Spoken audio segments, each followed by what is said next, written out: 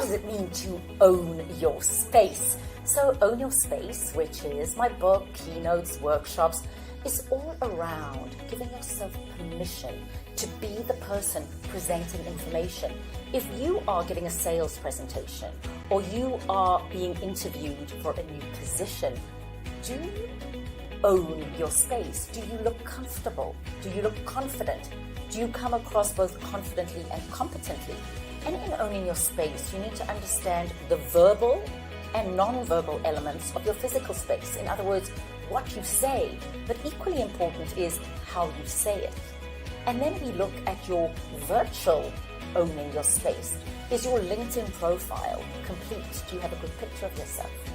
Think about owning your podium when you give a presentation. Do you look comfortable? Do you look commanding?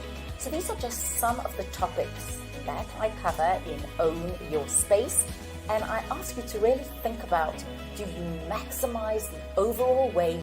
Nadia Bilcek is a television news anchor, keynote speaker, author, trainer, and communications consultant.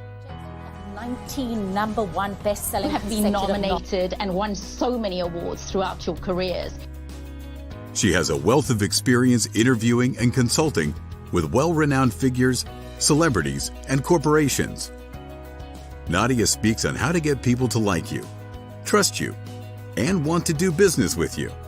Over the last few weeks, the entire world has been monitoring the treatment of your grandfather, Nelson Mandela. And my job was to introduce it and provide. With topics like leveraging the power of your personal presence, networking for success, and lighting the fire. Nadia Bilcek. And today I'm so excited because I am going to be talking to Zach French, who is a Web3 coach and expert. And I'm excited to hear exactly what Web3 is all about and is it the next big thing. But before we get to Zach, I wanted to share a couple of things I've been speaking about this week. So I did a program yesterday for a group of top realtors around maximizing your impact in a VUCA, volatile, uncertain, complex, ambiguous world. And the theme of the program was, yes, we have no control over certain things. So climate change, you can play your part, but on a personal level, do you really have control? Whether it's the gas price or war in Ukraine, they're things that we do not have control over. But what do we have control over? And that was the focus of the discussion, was we have control over how we show up, day to day, moment by moment, interaction by interaction. And that all begins with deciding how you want to show up and then making sure that you provide the experiences that reinforce that. So Zach, I can see, has just joined us. I'm excited to introduce you to him because part of dealing with volatility, uncertainty, complexity, and ambiguity is also knowing what's changing in the world. So delighted to see you, Zach. And then I gave a talk to a group of Warner Media sound and image individuals who were everything from editors to photojournalists. And we spoke about navigating your careers and the importance of building relationships. But the common theme in everything we do, and Zach, I'm so excited to see you. The common theme in everything I share and speak about is things change. We have to adapt to the change. But at the end of the day, you make a decision how you want to show up. And showing up for us this morning is Web3 expert, coach, lawyer by profession, and dear friend and relative, Zach. Zach, so delighted to have you here this morning. I'm so happy to be here, Nadia. Thanks for having me on the show. So Zach, Web3 simplified. Web3 for dummies, right? Mm-hmm. That's what this is. Web3 for dummies. So let's start at the very beginning. What exactly is Web3 and how do you coach people to make it work for them? Yeah, absolutely. It's a question that I ask every single one of my guests on my podcast, and it is a question that I make sure that I answer in a catered way to all of my clients on the coach side. So the first thing that you want to understand about Web3 is why it's called Web3, right? Yes. Was there a 1? Was there a 2? What makes this one 3? So starting with Web 1. Web 1 was what we like to call the read phase, right? So what that means is that on the internet, on the World Wide Web, you were able to go onto web pages and you could see information. And all you needed was an internet connection. And that was super cool because it was disseminating all this knowledge around the world. And you could go to different pages like Encyclopedia Britannica Online and these early like information shoving pages, and you could just absorb all this content. But what you couldn't do in Web 1 is you couldn't interact with those web pages too much. Okay, so let's really keep it very simple. If you're joining us, I'm talking to Web3 aficionado, Zach French. So the internet as it is, okay, I go onto a Google page because I want to know about a hotel in Mexico. Okay. Right? And all that allows me to do, or a hotel in South Africa, is look at that page and see the information and the visuals about the particular destination, right? So that would be more Web 2, which is where I was going. Okay, thank you. So Web 1 is, we're not really there anymore, right? Okay. Like you can still look at information on pages, but now you have this ability to interact, which they call the Web 2, which is the read and write phase. So that's what right? we're doing right now. This is 99% of what you see on the internet right now. It is Facebook. It is Google, it is eBay, it is all these different, it is bookings.com or hotels.com when you're booking, or Airbnb, where you as the participant may be able to post certain things, but there are providers and marketplaces, right, that are actually hosting your data and information. Give us concrete, more examples. Yeah, and please, absolutely. If you have any questions, now is your time. Type them. I'll put them on the screen. Zach will answer them. So Nadia, are you familiar with UGC? Have you ever heard that acronym before? I have not. Okay, so that means user generated content.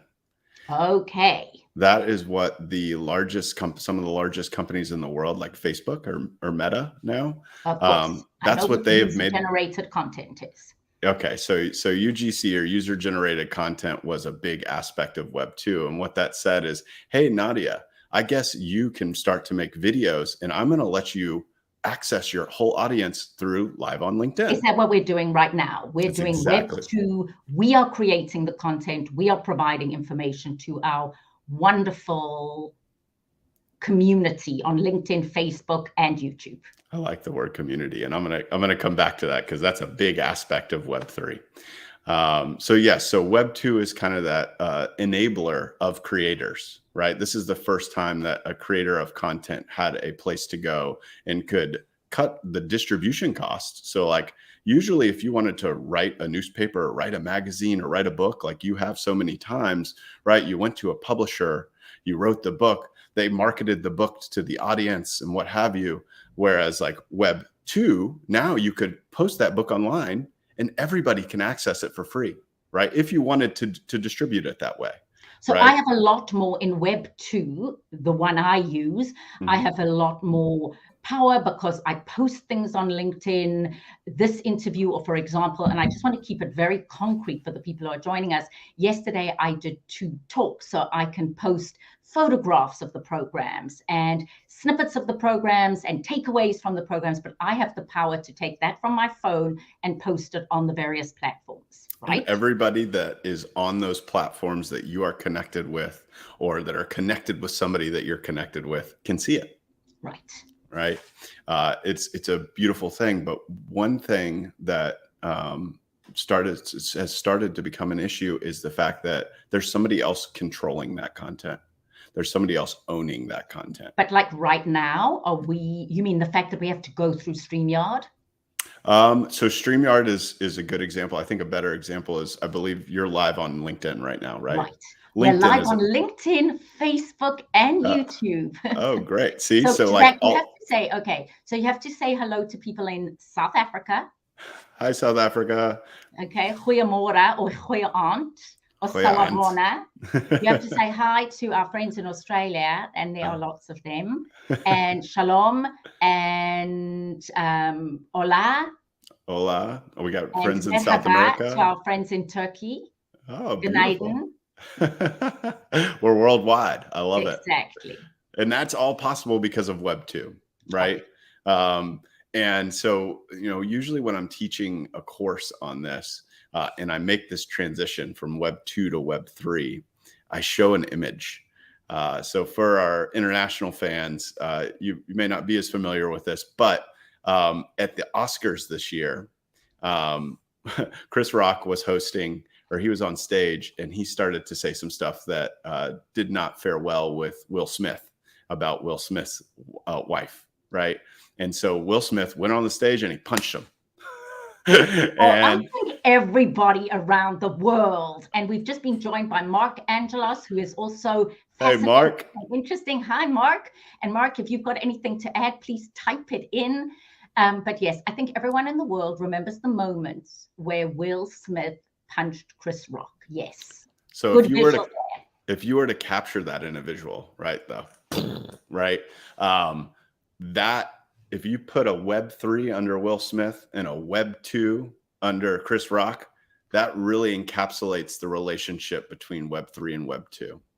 So the reason I say that is Chris Rock got up. He was fine, right? It probably hurt, right? It probably didn't feel great. Well, it might have been his pride and hurt his equilibrium, maybe more than physically, right?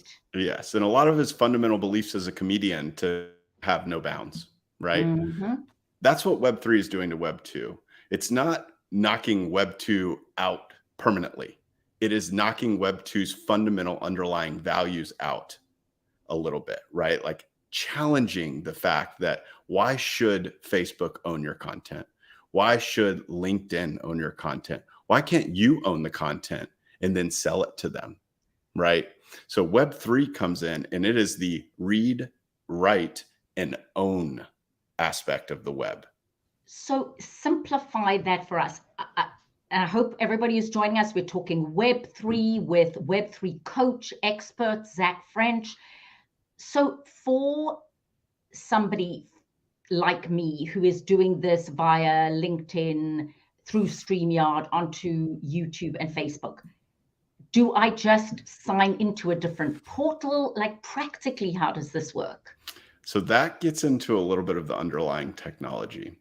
So I guess if in the simplest fashion, right, is, hey, Nadia, you want to have this show, and you take the show and you can actually do what's called minting this thing, which makes it an NFT, which I promise I will explain. And what that makes it is just, it makes it a digital asset, right? Like just like you have, property in real life, maybe you want to sell your car or something like that. This makes it a digital version of that.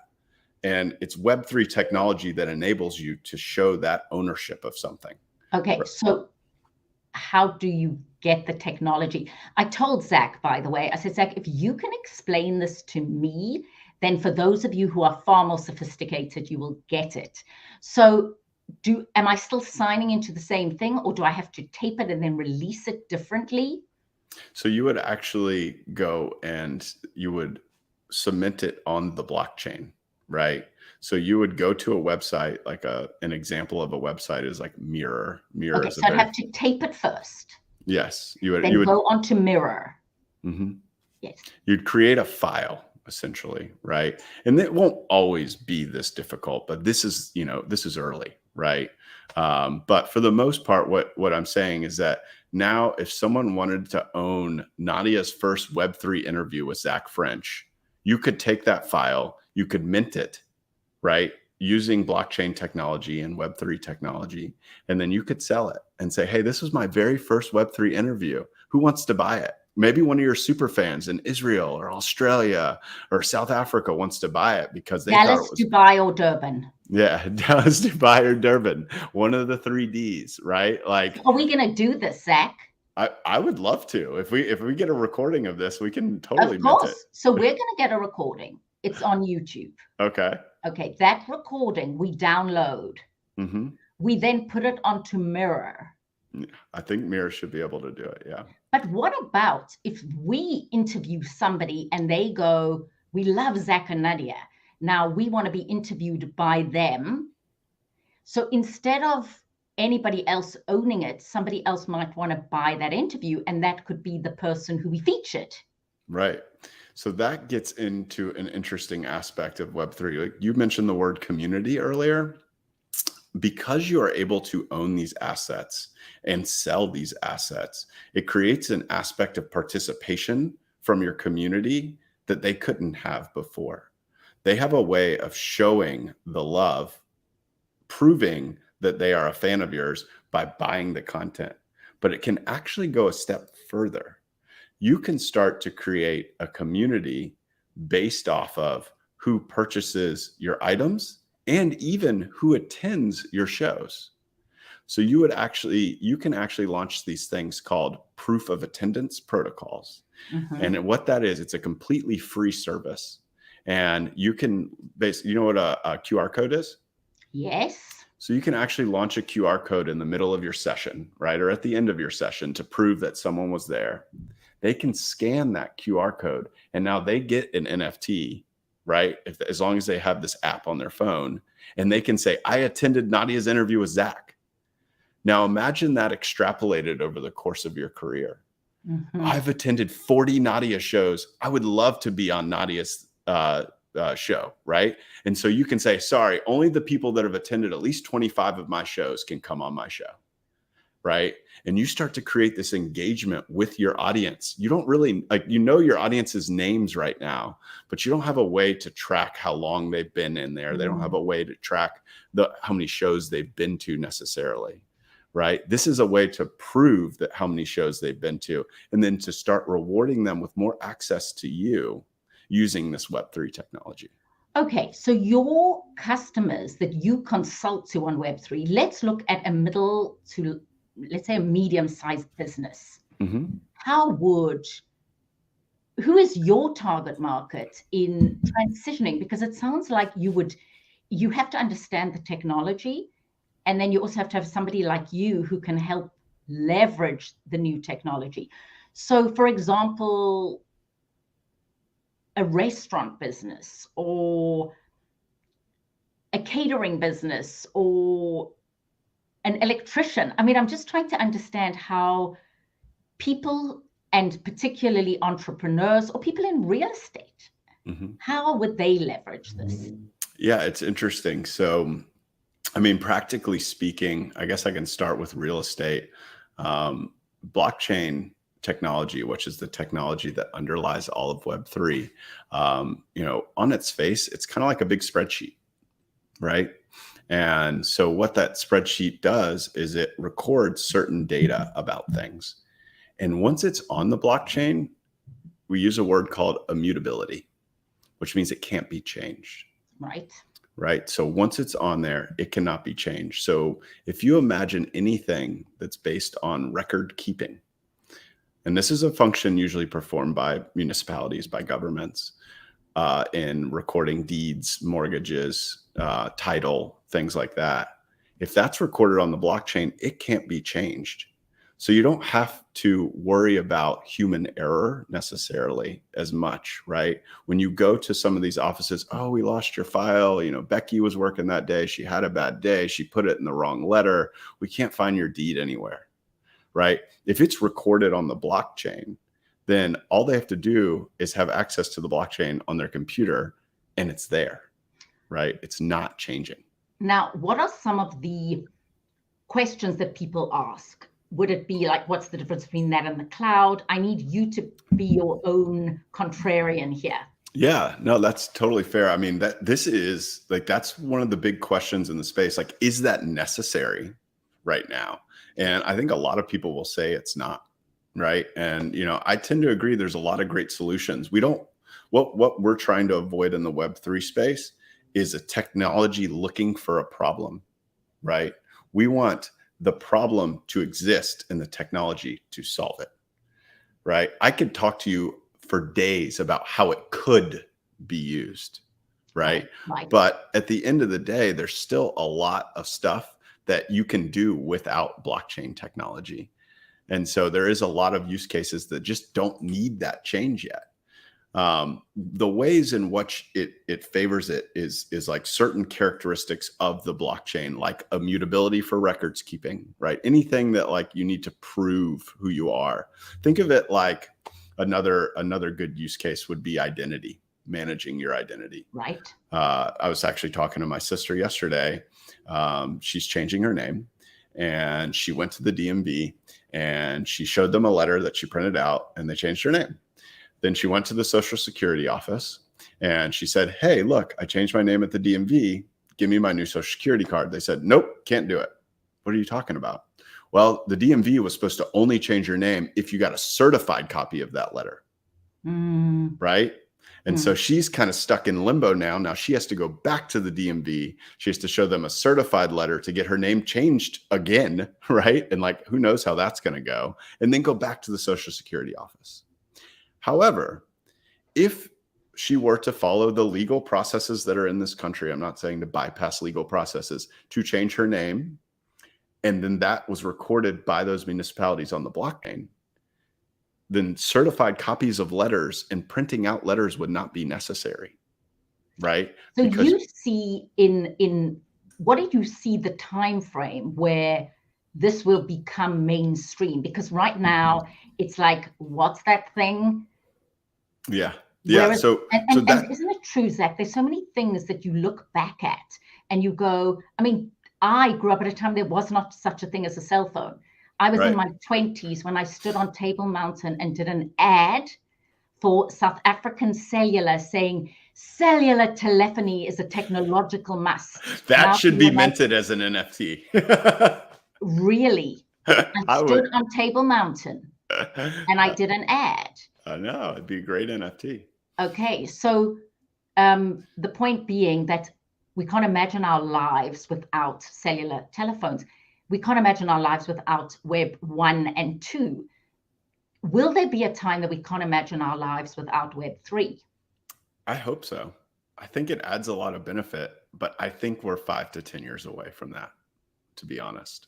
I think there's a big, like, just like you and I are talking here and like you're having to stop me every once in a while. Like, it's not because I don't understand it. It's because it's hard to understand, right? There's a big, tangible. I think that's the point. And I'm sure that people who are with us right now and who are watching a recording later on, you may get it at different levels, but the brain is trying to grapple. How is this going to impact me? You know, every single person who's watching is with them, tuned into WIFM. What's in it for me? So if I'm in human resources at Delta or Cox Communications, or I'm the CEO or CFO at a huge company and I'm listening to this, if I'm at Coca-Cola, I'm going, okay, how is what Zach is saying going to impact me right now? Yeah, it is. There's got to be that's why I'm doing what I'm doing, right? Like, that's why I'm putting myself out there, is to explain, is to explain these use cases. And I get it. Like, when I start my presentations, I go, what words do you associate with Web3? Right. And some of the people that may have heard of it may say blockchain, they may say NFTs, but what's the most common answer besides that? Scam, right? Or fake. Or stuff like that, because right now it's creating the proliferation of Web3 has come through creating value where there was not value before. Okay. So first of all, we have to understand Web3 is alive and exists. It is there right now. Mm-hmm. So the question is, are people who aren't incorporating it? Because I see what you're saying is more of an incorporation. Web 2 is not going away, the web as we know it, but this is an addition. Mm-hmm. This is another analogy. This is an iteration of the web that's allowing you to do things you could not do before. Does that mean it's the answer to everything? Definitely not, right? But does it mean that it could solve a few of the problems that we have right now if, it is built upon by smart people, which is one of the reasons I'm in it, is because I see so many smart people in it? Mm-hmm. Then yeah, in 5 to 10 years, we reduce the the barrier to entry of this like high technical security barrier that's creating all these headlines about digital wallets being hacked and pictures of monkeys being sold for $3 million, right? Like that's probably not going to go away, just like Louis Vuitton's not going to go away, right? Like it's a social signal to own certain NFTs. But for the most part, there's not going to be an entire economy sustained off selling digital pictures, right? There's going to be an art market, and there's going to be the social signaling kind of luxury level goods that come out of it. But it's the underlying technology. That's what I'm trying to explain to people, right? I'm trying to get them to understand what makes an NFT ownable, right? So and let's what go you back can to do. NFTs for a moment. Yeah. So NFTs only exist on Web3. NFTs, yes. And just for people who are just joining us, explain exactly, very simply, what an NFT is, how you can acquire one, and how you can make money from it, because that's ultimately what people are looking to do. Right. Yeah. I think speculation has driven most of the value creation in this space. NFT stands for non-fungible token, right? So think of it as a digital asset that you own because there's a signature on a technology called the blockchain that says you own it, right? Now, you can get into the intricacies of that, which I don't think you want, but what it is it's actually pointing to your wallet, your digital wallet. And it says, Nadia owns this image here, and she got it from this person, and she paid for or traded for it or received it for free, right? That's all being recorded on the blockchain, and it can't be changed. So that's what creates the value, right? The fact that you can prove that you bought it, or you can prove that someone sent it to you. And now you can then send it or sell it or what have you to somebody else. Now, what kind of questions do you get asked in opposition to this? What comes up? I'm just curious, because people are thinking, well, I've got this piece of digital art. Mm-hmm. I would say the value. The most common questions I get are about enforcement around ownership.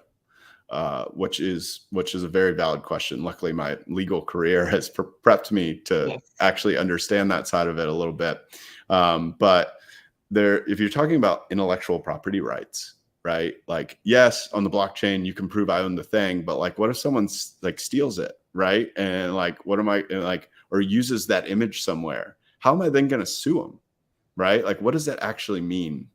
And so the way that I explain that to people is that this new IP enforcement regime is existing on an interesting spectrum in the space, right? I think a lot of people are used to like, people like owning patents and owning copyrights and then going through various regulatory requirements in order to enforce those things, right? And that will still exist.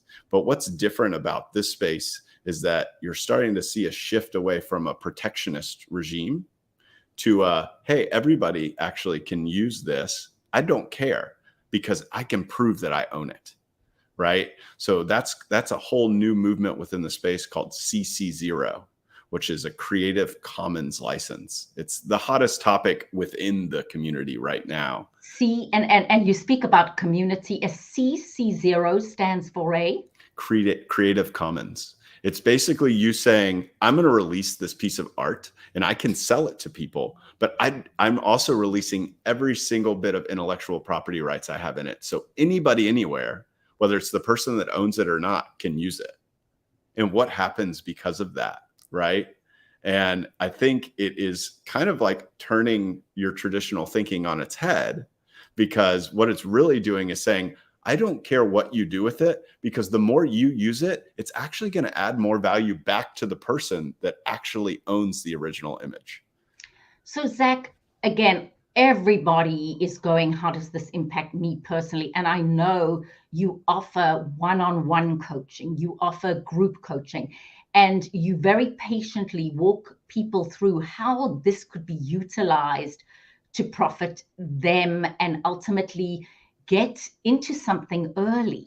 Yeah, I think that It's like, don't you wish you would have bought lots and lots and lots of Apple? I And still wish that I you wish still that I got into NFTs earlier, for really. sure, and crypto earlier. I mean, I started really in March 2021. Like that Okay, was a year so and a half ago. crypto is a whole other discussion.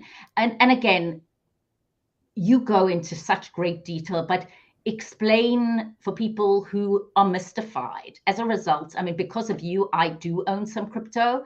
I don't fully understand what I own or how I own it or what I do with it, but whatever you tell me to do, I do. So I'm going to turn my This is cellular not financial telephony advice, into an folks. NFT. But if you think about in life, people spoke about, for example, if you look at companies, Netflix is just a perfect example of taking up Blockbuster. When Blockbuster said, why would we possibly digitize? And Netflix came along. I mean, there are so many examples of companies and individuals who just couldn't see the change, Right. who couldn't visualize that things would explode and change, and were so myopic in their vision. And so I'm wondering if in 5 years we'll all go, remember that interview with Zach French when he spoke about why didn't I get on it earlier? And you've given good examples and good reasons as to why people are reluctant. Yeah, I think. So going back to crypto, give us the crypto for dummies. If there's a few things I want to touch on there, and I'll give you the crypto for dummies. One, what you're talking about from the Blockbuster to Netflix, that's called the innovator's dilemma, right? Which is basically when a business has such a good business that they can't justify spending the time or resources or labor on investigating this new technology. Like they can't justify it to their investors, they can't justify it to their C-suite, can't justify it to their board of directors. And that's a very real problem that exists way, way before there was a Web3, right? This is just any type of innovation throughout time. From an individual level, I think one of the questions that you keep coming across is like, how does an individual, why should an individual participate? What's the easiest way to think about this? From an individual perspective, if you are building some sort of portfolio as you get older so that at some point you can retire, I would think of this as, as a diversification, right? Am I going to go tell people, go put your life savings, dump out your 401k, put it in NFTs and crypto? No, I didn't do that, right? Like what I'm telling you is that put, 5 to 10% into this type of thing. And this is not financial advice, but when I do talk to people, this is the kind of things I say.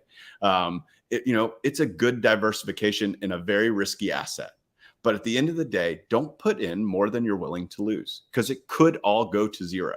Like that, there's a very funny meme about Web3 when they're saying, hey, should I buy crypto? Should I buy NFTs? And you're like, yeah, they're the best. But actually, I don't know, because I mean, that's the thing is I was watching CBS Sunday Morning is a wonderful show. And there is a whole island, and I can't remember where, that are using Bitcoin as currency. And you're going, are they the future? Is this the way that the world is going to go? But I mean, that is one of the, I guess, original use cases of this is to replace fiat currency that can be printed at the discretion of, governments with a currency like Bitcoin that can't be manipulated by any third party. I don't know how that's going to play out. I will say that to me, it's worth that diversification into it. Why not own a piece of it's a possibility? Because if it happens, what's going to happen to Bitcoin is it's going to go way up and to the right. It's going to grow exponentially like it already has. And there's a lot of adoption now from institutions. BlackRock came out the other day, said that they're working on a custody solution for institutional investors because there's such a high demand just as another asset class. It isn't people saying Web3 is everything and Bitcoin is everything. It is them saying, hey, I own real estate. Hey, I own stocks. Hey, I own this. Hey, I own that. I need, I could put 5% towards, what the possibility of Bitcoin or the possibility NFTs maybe a little bit further down the road, but you get the idea. How much money have you made money on an NFT? Like, give us an example. Yeah, I made a lot. In terms of realized gains, I made quite a bit last year. I guess you could call it trading NFTs. Can you be very specific? Like, what was it? How did you do it? If you Yeah. have So my first ever purchase, there's a website called Nifty Gateway, and Nifty Gateway. I'm putting that in the comments, and it's NIFTY Gateway. Correct. And what happened was, just by way of a little bit of backstory, is that I was getting interested in fine art. And a friend of mine said, "Hey, have you heard of NFTs?"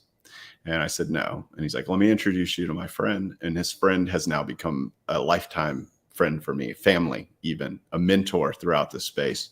And he is a fine art collector. So like the two things aligned. And he said, "Check out Nifty Gateway."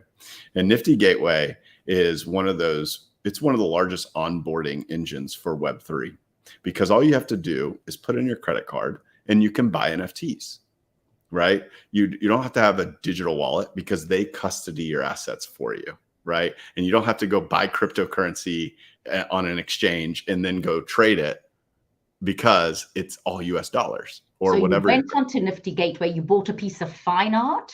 I bought a piece called Faces. It was by a famous DJ named Blau.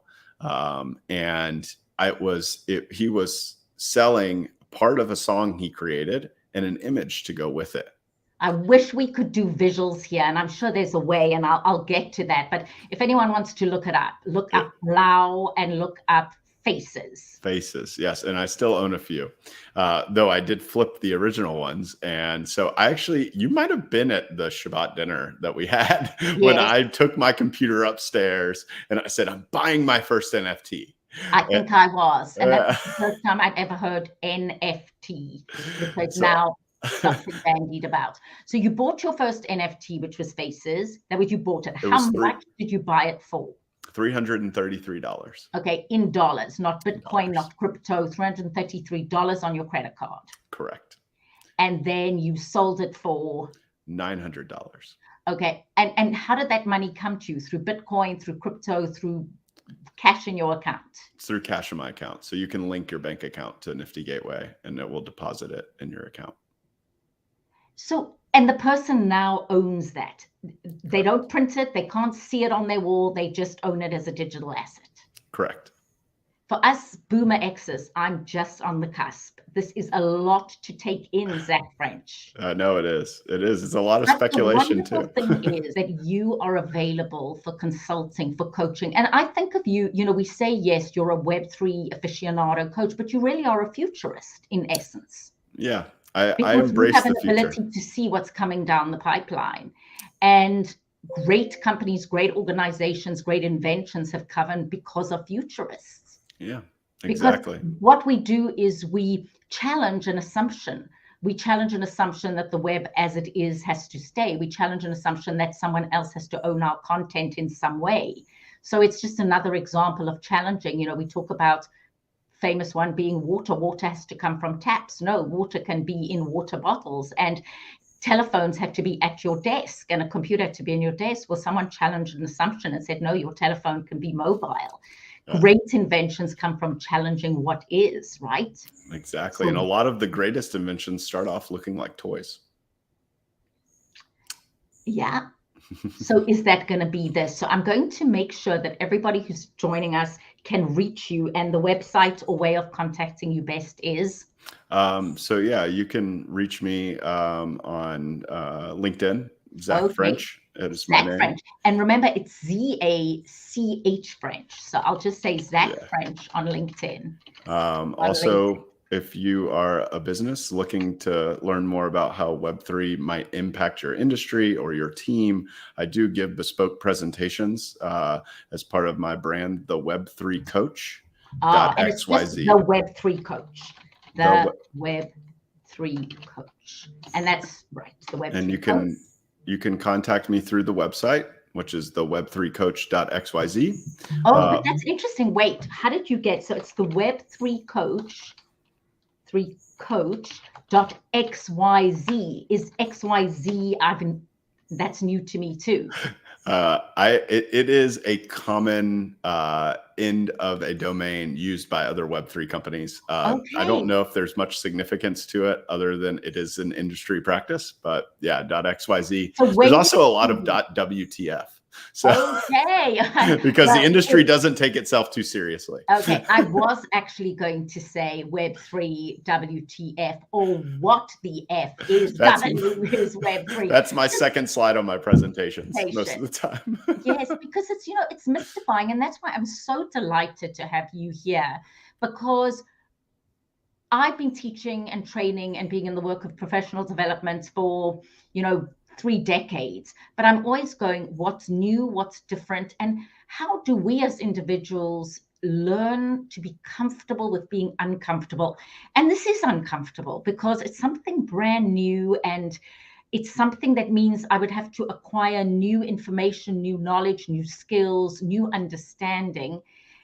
And, Zach, I think of you so much because in March of 2020, when I got back from Fayetteville, Arkansas, doing a program for Coca-Cola, and I got back and all my in-person presentations were canceled.